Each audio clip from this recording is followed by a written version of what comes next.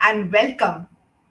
Good evening to everybody, and welcome to Bistro Baz Conversations with Sutapa Basu, Season 3, the Facebook chat on my Facebook page. The link is www.facebook.com/SUTAPABSU.com. I'm sorry, not .com, 20. So it's www.facebook.com/SUTAPABSU20. Bistro Bus is all about buzzing. We talk about art, we talk about culture, we talk about poetry, books, entertainment, or we just exchange random reflections.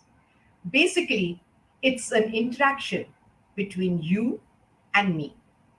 Bistrobus also hosts a lot of inspirational people from different fields of knowledge, and they give us really something to think about. So, several evenings, the table at Bistrobus is heaped with fine cuisine, and you are invited to walk in and taste it. You can listen to it, you can speak about it, you can argue about it, or you can just enjoy it. So look out for the space at Bistro Buzz at 6 p.m. And now let's welcome our next guest on Bistro Buzz Season 3, a wizard with words. A very hearty welcome to you, Ramendra Kumar. Thank you, You are Shutapati. really a wizard with words. But before we, get to know about his wizardry and fall totally under his charm and spell, let me tell you something more about Ramendra Kumar. So Ramendra Kumar, popularly known as Raman, is an award-winning writer, performance storyteller, and an inspirational speaker with 49 books under his belt. Yes, 49. He has written across all genre, ranging from picture books to adult fiction, satire, poetry, ghazals, travelogues, biographies, and on issues relating to parenting and relationships. His writings have been published by Penguin Random House, HarperCollins, Hachette, NBT, Pratham Books, Rupa Publications, CBT, and Readomania. I think the entire range of publishing houses. His work has been translated into 30 languages. His stories have been published in several textbooks and anthologies in various countries, not just India. His books, written for the National Book Trust, have been included in the Government of India's Samagra Shiksha initiative, which is a part of the national education policy. Raman has won 34 awards in writing competitions by the Children's Book Trust, which is the highest by any writer. Raman was selected the Author and Storyteller of the Year 2022 on Talking Books, UK's #1 radio program dedicated to the art of storytelling. He is also nominated jury member for the Best Children's category, Children's Author category of the Author Awards 2020, instituted by Times of India and JK Papers. Raman has been invited to literary festivals held in Greece, Denmark, UAE, as well as a lot of Indian events such as the Jaipur Lit Fest and also seminars organized by the Sahitya Academy, IGNU, and NBT. His adaptation of Juvenile Justice Act in a graphic book format was endorsed by United Nations Office on Drugs and Crime. An alumnus of the prestigious Hyderabad Public School, Begumpet, Raman is an engineer and an MBA. He was general manager, corporate communications, SAIL, Rourkela Steel Plant, when he took voluntary retirement to pursue his passion, I think of writing, in August 2020. He is now a cancer warrior and an inspiration to many. To know more about him, you can visit his website www.ramendra.in and his page on Wikipedia. A very, very warm welcome once again, Ramendra. Thank you, Shutapati. So, shall we start? Are you ready? Absolutely, absolutely. Let's start with your writing journey. How did it begin? Well, I must have been around 7 when I wrote my first poem. It went Okay. something like this. Topsy and Tim went for a swim. Topsy swam well and broke the spell. Tim swam badly and went home sadly. It was such a pathetic poem, No, but no, it's lovely.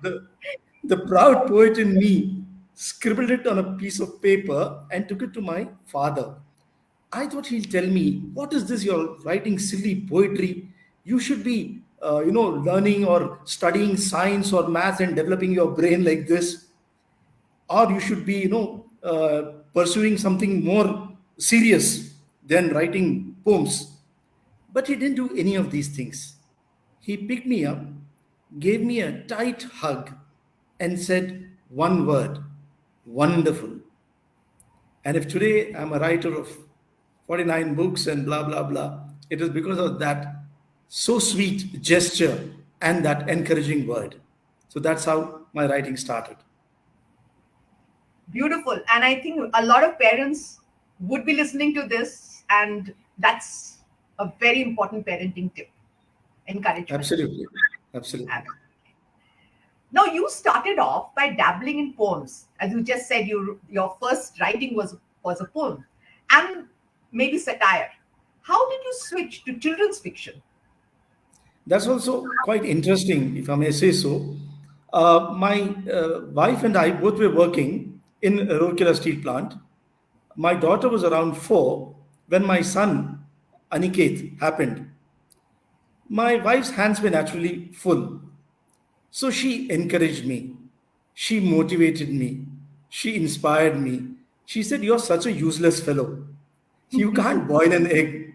You can't sing lullabies. You can't even switch on a washing machine. You think you're a great writer, no? So why don't you tell Ankita, our daughter, stories while I take care of Aniket?" Now, Shridharpati, if your wife, particularly if she's gorgeous and beautiful, if she throws the challenge, you have to pick up the gauntlet. So I decided to, accept that challenge. But being the egoist that I am, I said, why Panchatantra, stories from Panchatantra or uh, Katha Sarita Sagar or Tenali Raman? Let me weave my own tales. So I started thinking up short stories to tell Ankita, and she simply lapped them up. I'm not sure whether it was because of my antics. I'm a terrible singer, and I think hopefully a terrific dancer. So, whether this combination of singing and dancing or the content of the stories, whatever stories she liked, they went to the word processor, to the editor, and finally to the publisher, and that's how I became a children's writer. A few years later, my son Aniket doubled the size of my audience, and on those lazy summer afternoons, evening twilights, and cold winter nights, and rain drenched mornings, my kids and I created a world of adventure and action, humor and horror, wizardry and wisdom. And believe me, even today, those are the coziest and the most precious memories I have, which I always cherish. That is your magic. And you've already put us under the spell. Look at the way you describe the whole scene of rain and hot summer afternoons, and you're telling those stories. I mean, I can just picturize the whole thing. So that is your spell, Ramendra. Thank you. Okay. You've written 49 books, right? And you've been published by Penguin, HarperCollins, Pratham Books, and NBT. Your books have been recommended by CBSC, and your stories published in India and abroad have been published in India as well as abroad, and you've won so many awards, right? What is the biggest challenge you face as a writer? So, when I first started writing for children, then possibly the only distraction was the idiot box. But over the years, today we have the internet, we have cell phones, smartphones, we have PlayStations. The sense and sensibility of the audience is completely swamped. And for us writers, the biggest challenge is to hook the interest of the reader and continue engaging it, and to continuously reinvent ourselves and make our writing relevant for every generation. And for me particularly, I have always, I've been very fortunate, like you mentioned, to have been published by many publishers. But with a few publishing houses or few editors, I've had a slight difference of opinion. I believe that every story should be entertaining, but it should also carry a value subtly tucked in, a value which is seamless and which a reader would internalize as she reads the story. And I try my best to make sure that my stories end on a note of hope. But to a few editors, they feel that this is like being didactic or preachy, though my tone is definitely not that. And they also feel that uh, talking too much about hope is leading them up the garden path, leading the young audience up the garden path. I disagree. I believe that in these times where iniquity, hatred, violence is all pervasive, we need to give the hope that there is light at the end of the tunnel, and the tunnel is not too long. We need to introduce the young readers to time cherished values. So that is the conflict. And many a time, I think some of my stories have been rejected because of this difference of opinion. But I really don't mind that. I can't give up my ethos and my credo only to get published. No, I totally agree with you, especially when we are looking at the young, targeting the young readers. They are under tremendous stress, whether it is from the school or or from their studies, basically from relationships, from there is parental pressure, there is peer pressure. So they need to know that somewhere there is light. So I totally agree with you. Hope is, I think we all cling to hope in the darkest of despair. So hope is very, very Absolutely. That is the important. most powerful. That is the most powerful four-letter word I know. Absolutely. I completely agree with you there. And you know that I also write for children. And yes, definitely they should see the light at the end of the tunnel. And what you said just now, the tunnel is not long, it's short. That is another thing. It shouldn't, they shouldn't, nothing should seem like the end of the world. Because when they are young and everything seems like anything that goes wrong seems like the end of the world. Especially, I think children today or Exactly. young people today, they do get things easily sometimes, and they when they don't get that one thing, they feel, oh my god, like why did I not get it, and that pulls them down and maybe makes them feel depressed. So they need to read more and stories which tell them that it's not the end of the world. There is always another door that will open. Now, your creative Correct. process. um, I think every writer has a very different creative process. So, what is yours from when the nugget of an idea hits you to the final full-fledged book? How do you? What is the process? So when an idea strikes me, I let it ramble in my what I call my head, and what my wife calls a mess. So and I try to create the loose structure with possibly the characters, the setting, and the plot. And when that loose framework is ready, and whenever I have the time, I go to my laptop and type it down.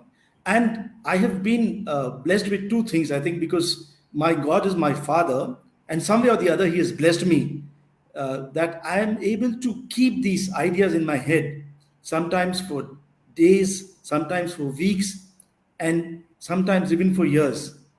I had thought of a story in 1986 on a train journey, and I wrote it in 1998 with almost the same set of characters and the setting and the plot. The second thing is, since I was in a corporate job, and corporate communications is a 24/7 kind of job. I'm busy thinking of, doing something, writing a poem or writing a story. When suddenly a phone call comes from a media guy that, there's been an accident in the blast furnace and two people have died, and everything has to shift. So I have somehow or the other developed the ability to write in chaos. So I've written in boring meetings without the boss, of course, coming to know, in in the railway station, sometimes on the flight, in the train, and in gatherings which are absolutely dull and ennui ridden. So that is basically the process, and that's the reason why I think I've been reasonably prolific, because I can thrive or write in chaos. Beautiful. I mean, what can be better than that, Ramendra? If you can write in chaos, and let me tell you, I'm totally with you on those boring corporate meetings, because sometimes those meetings just go on and on and on, and you are not a part of it, but you have to keep sitting there. So the best thing is open your laptop Yeah, and start behaving as you're busy, but you're actually writing a story. That has happened with me as well. yeah, great, Okay, great. so wonderful. Now I must come to this part because we cannot talk to you without talking about this. You're dancing, right? You love dancing, and I must say that your moves are just great. So would you like to share some Thank incident you. which inspired this expertise of yours? So I started dancing when Saturday Night Fever was released in India, somewhere around 1980. So then I was contesting elections, and I didn't have anything great going for me except for my dancing. And I managed to win a couple of elections on my dancing skills. But the most interesting incident was, Madhvi and I had gone to Greece to attend a literary festival, and there we went to Santorini after the festival was done and dusted. So there was a roadside restaurant where chairs and all were arranged, and there was a guy who was playing the guitar. So Madhvi and I sat there, and I was just doing like this. So the manager came and said, "Bollywood?" I said, "Yeah. Would you like to dance?" I said, "Sure." Then Madhvi said, "You'll get bashed up here. You don't. This is literally Greek and Latin for you in Greece, and how come you're going to even think of dancing?" I said, "Just allow me and just take a video." So she came, and as she started shooting, and I started dancing. Now in Greece, there's a tradition that if you like something, you throw ceramic plates on the ground and yell "Oppa." So I caught the beat. Basically, music has no language, and all you need is to get the beat. So I caught the beat and did my Indian Desi John Travolta steps, and there was, the guys were clapping and yelling, and by the time I finished, it was oppa, oppa, oppa, and the floor was strewn with those ceramic plate pieces. So I think finally Madhvi agreed that yes, apart from dancing to her tunes, which I've been doing for 35 years, I can also dance to Greek melodies. No, that is fantastic because you didn't know the words. It was only the music and the beat, and you were able to sort of swing to it. Lovely. I mean, nothing can be more inspirational. I think for people who love dancing. So wonderful, wonderful. I could just imagine the scene, with everybody watching, and I know you're dancing, so it must have been really electric, in fact. Thank you. Okay. So, and now let's come to something which, yes, is a low, but I don't know how much it has actually, you know, depressed you because I don't think you can be depressed. You That are is so so heartwarming. When you say right. that, Sutapadi, it's really, really heartwarming. No, no, you are absolutely bubbling, absolutely with life and joy. But you are a cancer warrior. That's a fact. So, do you mind speaking about it? Of course, I have So, always what been very open. So what happened? I think everybody, all of us imagine how we would react if we heard the diagnosis for ourselves. So what happened to you? So let me give you a tiny bit of flashback. Madhvi and I took voluntary retirement. We were working as general managers in Rourkela Steel Plant, like you mentioned, and we shifted to Bangalore where our children were working. So we shifted in January 2021. Until November, life was a blast. Creative writing workshops, storytelling sessions, two of my books were released, everything was perfect. I had some slight issues related to my digestion. So I went to a gastroenterologist and I was sitting in front of him. on November 29th at around 12 o'clock, and he very casually told me, he put some slides and all that, and he told me, Mr. Kumar, you have got colon cancer, stage 2, and your intestine is riddled with polyps, some of which are cancerous. Then he talked about various lines of treatment and all that. I was in a shock. Madhvi, Ankita, and Aniket were with me. We went to the canteen, and there I just cut loose. I said, I don't smoke, I don't drink, I'm slim and trim, I exercise regularly. Then how come this scourge has slammed into me? I went through the entire spectrum of poor me, how come me, why me. And just then, I saw the faces of my family simply crumple. It was as if they were seeing my death in my own eyes. And I decided at that moment that I couldn't do this to them. It was not their fault that I had been diagnosed with cancer. And for me, family had always come first, every time. And I decided that I had to shift the narrative. There had to be a paradigm shift in my narrative. Now, Shutrapati, let me share that I've had a terrible childhood. I'm from a broken home. My parents divorced when I was 15. I'm a suicide survivor at around 16. I suffer from a condition called brittle diabetes, where the swings are from hyper to hypo and the other way around. Meaning, in the morning, I would wake up with my sugar levels at 46, and the same day, after 6 7 hours, they would rise to 512. My So this is goodness. a, and that's why I have an insulin pump attached to me 24/7. Then I also suffer from a condition called silent thyroiditis, which is again swing from hyper and hypo. In 2016, I was diagnosed with a condition which can be loosely described as hemangioma. There was a polyp growing close to my vocal cords, and I was almost losing my voice. There was a critical surgery I had to undergo, and fortunately, I survived that. And through all these, what should I say, chaotic situations, I endured because of my, what I call, exclusive mantra of battling every tumor with humor. So I decided this time too, I had to, to take recourse to this mantra of mine. And over the period of 1 year, from November 2021 to November 2022, I endured three septic shocks. The survival probability of one septic shock is only 20 to 30%. So, three times I knocked on the door of Yamraj, said hi to him, and walked back. Four major surgeries, 10 rounds of chemo, my hair is back, and 5 cycles of radiation, and 40 days in ICU, where I was just moving from close to death scenario to coming back to living. Through all this, I tried to remain as positive as possible, as optimistic as possible, because I don't think I had any other choice. I went on social media and filled it with quirky messages, some of which you might have seen.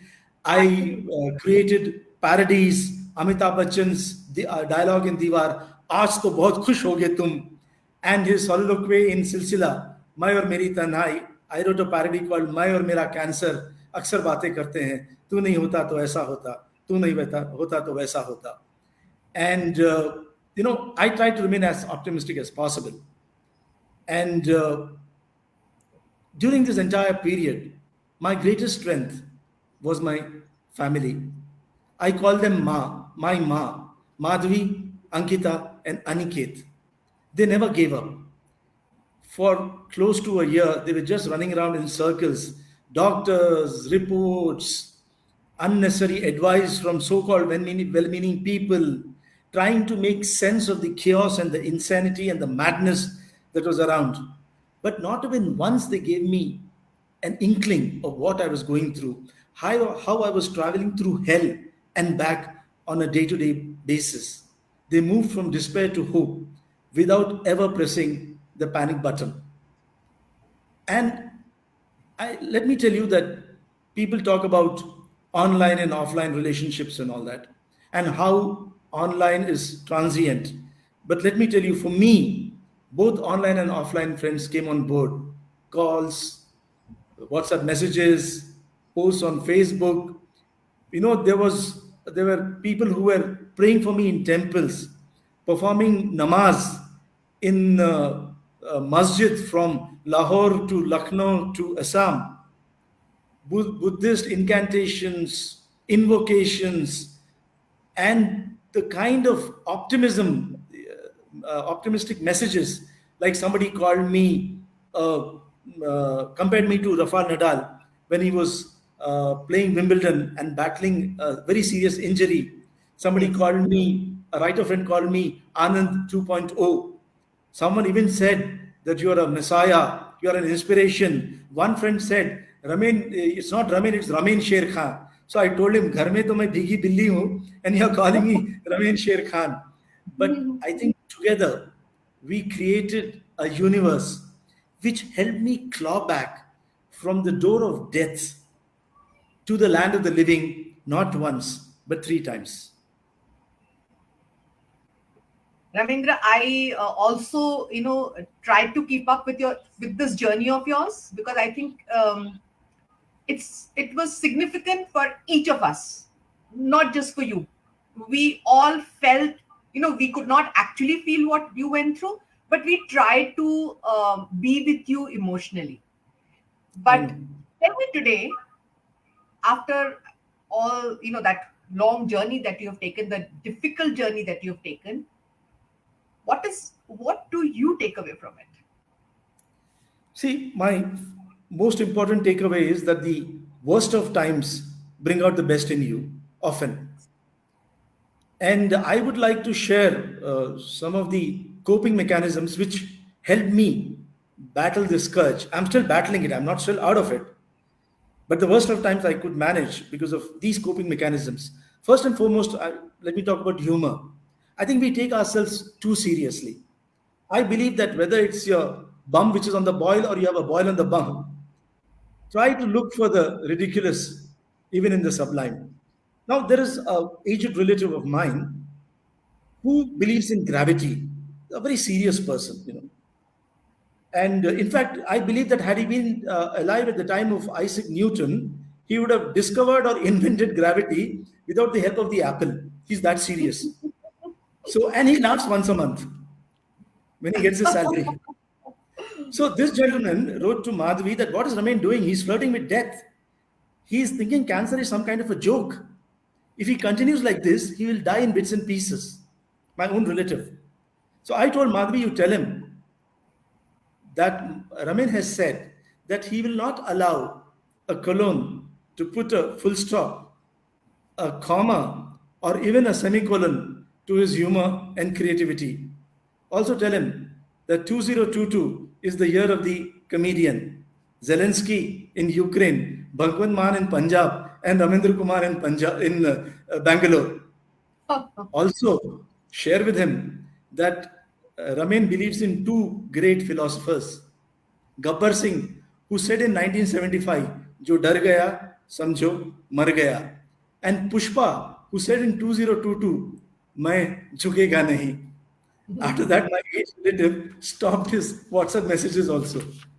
Second thing is, what I would say is one should pursue a passion. It can be writing, storytelling, anything, gardening.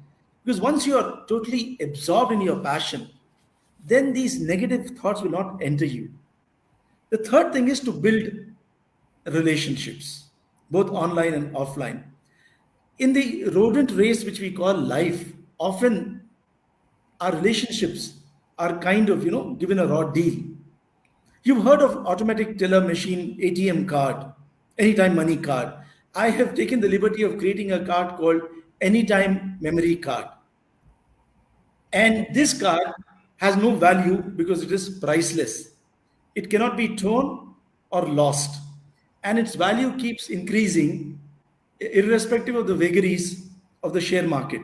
And how do you create this anytime memory card?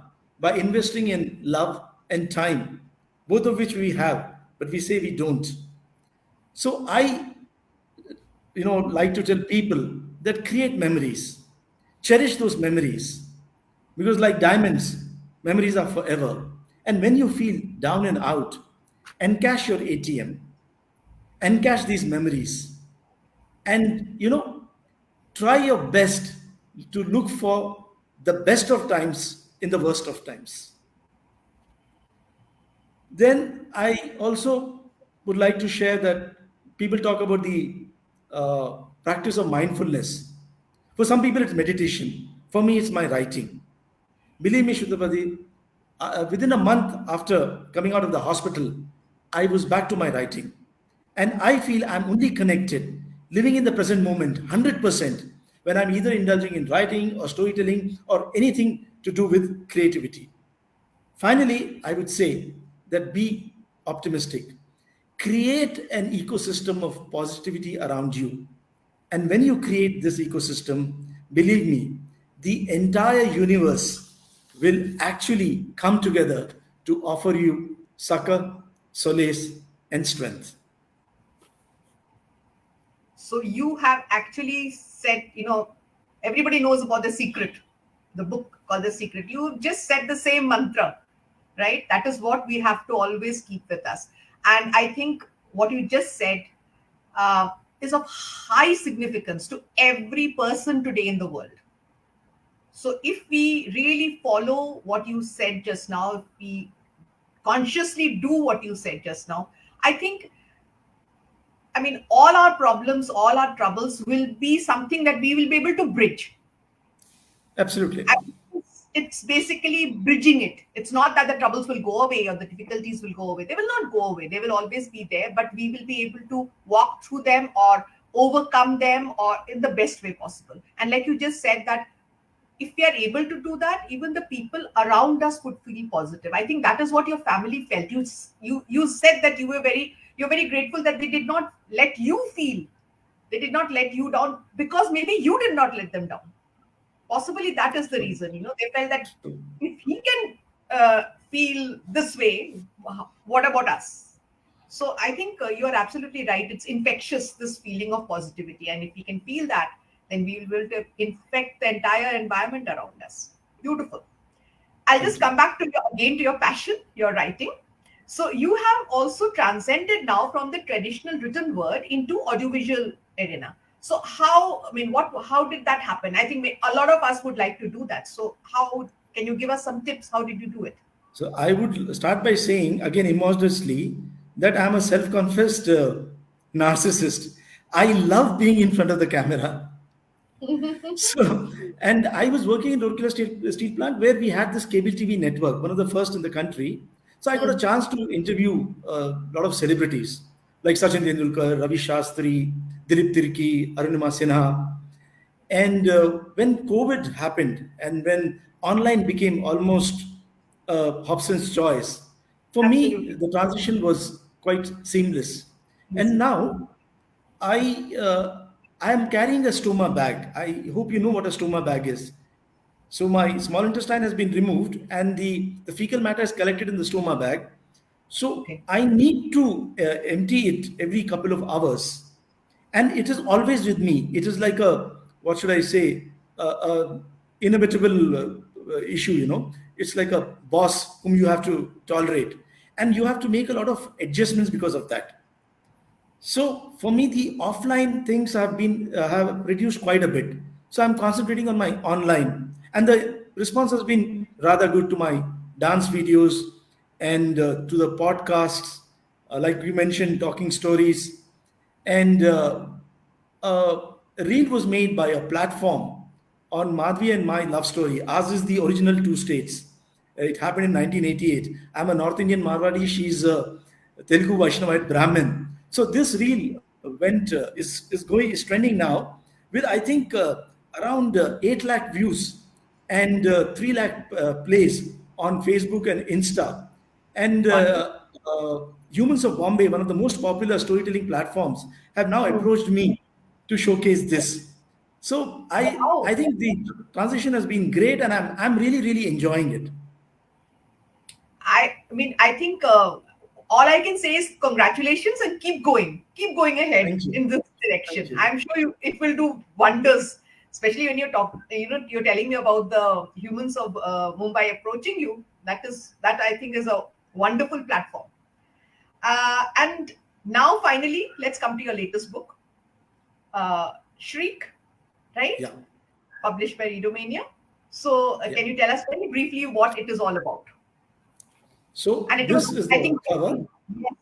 yes, This is the yes, cover, and let me just read out from the blurb which I have yeah, written.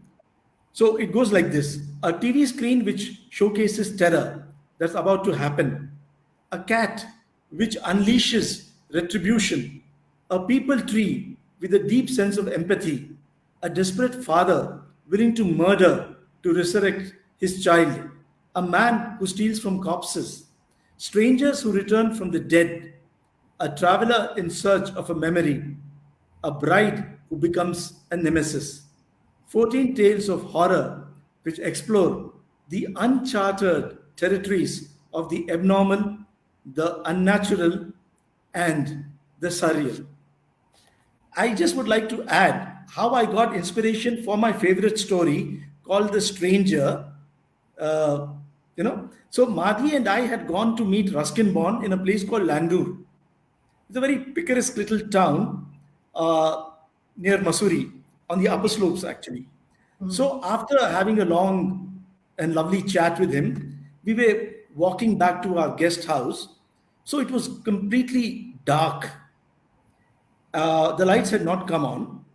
On one side were these very tall devdar trees. On the right, there was a drop, a valley, and the path was quite narrow. It had just rained, and the drops had nestled on the leaves. And every time there was a very slight breeze, the drops would fall. The only sound which I could hear was the sound of our footsteps, tuck, tuck, tuck, pitch tuck. And at that moment, Madhvi looked at me and smiled. And I thought, oh my God, suppose Madhvi turns into a ghost. What's going to happen to me?